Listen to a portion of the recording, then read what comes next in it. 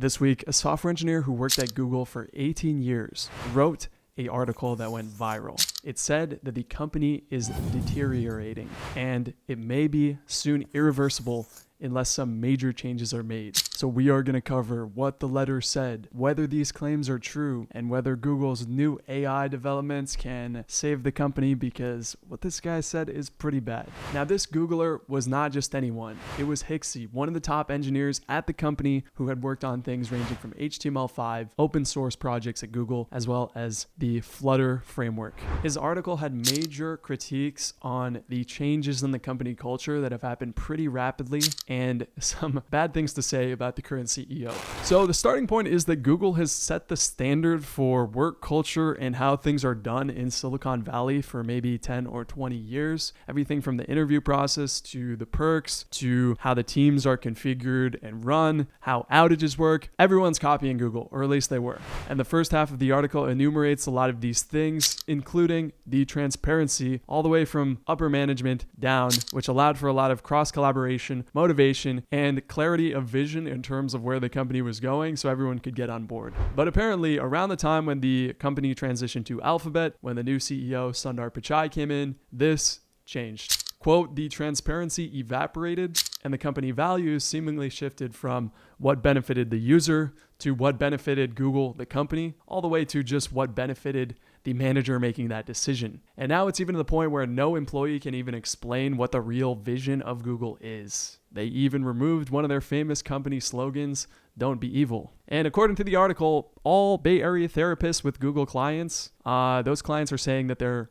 unhappy with Google. Now, the article writer says the culture came to a breaking point around when the layoffs started. In the author's view, Google specifically had so much resources and cash reserves, this was just an unnecessary move with the sole purpose of maximizing short-term profit, which came at the cost of employee trust. Not that companies aren't entitled to do layoffs, but this was just a continuation of the pattern of Google not really valuing its employees, especially not software engineers. And it gets worse, because a scathing paragraph points the finger at the CEO, Sundar Pichai, and his middle management that he's hired.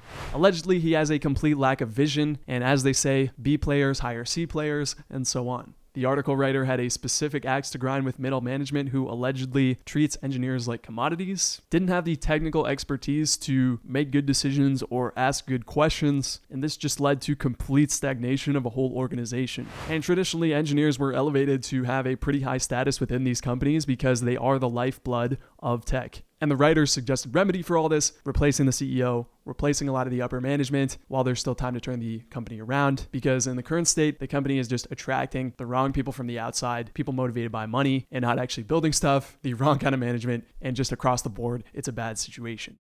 Let's take a look. Are these claims actually valid? Are they true? There's a few things we can look at. First is the state of Google products. Now, really quick interlude here. The corporate life can be tough. So a lot of people are trying to start a side hustle. Some people are doing content creation. Other people are freelancing, and other people already have a small business going. Now, whichever category you're in, it's good to build a customer base with an email list or a way to capture leads. Now, I never do sponsorships, but this tool, Visme Forms, really stuck out for me because they let you create high conversion forms with animated characters that increases conversion by up to 200%. You get a hosted page, so you don't need a website. You can customize the character to look like you and move in different ways, and you can get a ton of emails or leads in this way. If you need a form for anything, just go check out visme.co/forms. And these animations honestly really stand out, so it's worth checking out if you need a form.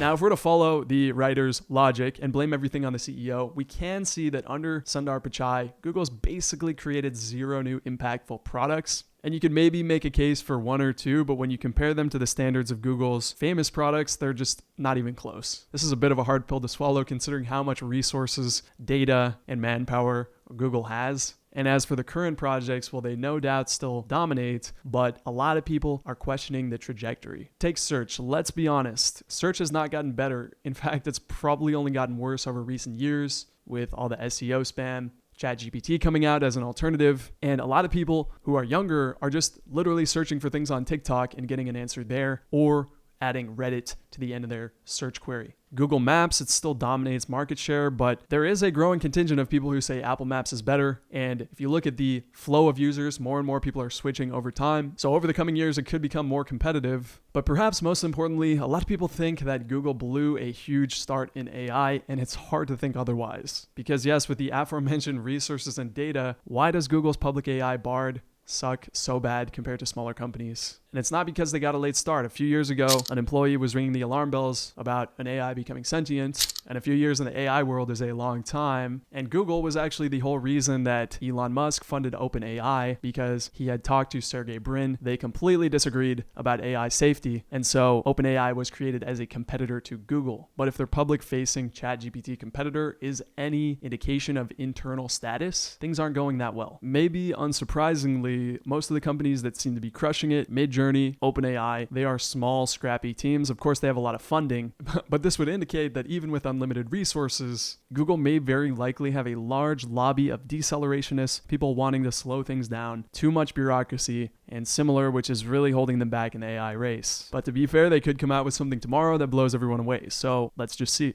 Now, this was all true until when I was editing this video, Google came out with their new AI Gemini, which looked just absolutely insane in the demo. In the video demo, it seemed to be understanding what was happening in a video, describing it, and being able to solve problems and draw inferences from it. But massive scandal, the video demo turned out to be fake. Behind the scenes, it was being given a much more specific prompt that wasn't that impressive at all. So really, really not a good look for Google. People are wondering who the hell approved this. So when it comes down to it, what is the actual truth? Is this just a disgruntled employee out of one of the many tens and hundreds of thousands? Because as this Twitter user says, people have been writing the same essay for many years. And does a marginal decline in company culture even matter when you're paying people $300K? You have a de facto monopoly on a lot of different things and just a incomprehensible amount of MAUs, monthly active users, on all your products. Well, the hidden implication is probably, unless you can keep innovating, you're not going to attract the best engineers, only the ones who want to collect a big paycheck. And over time, that's inevitably going to create some problems. In the author's words,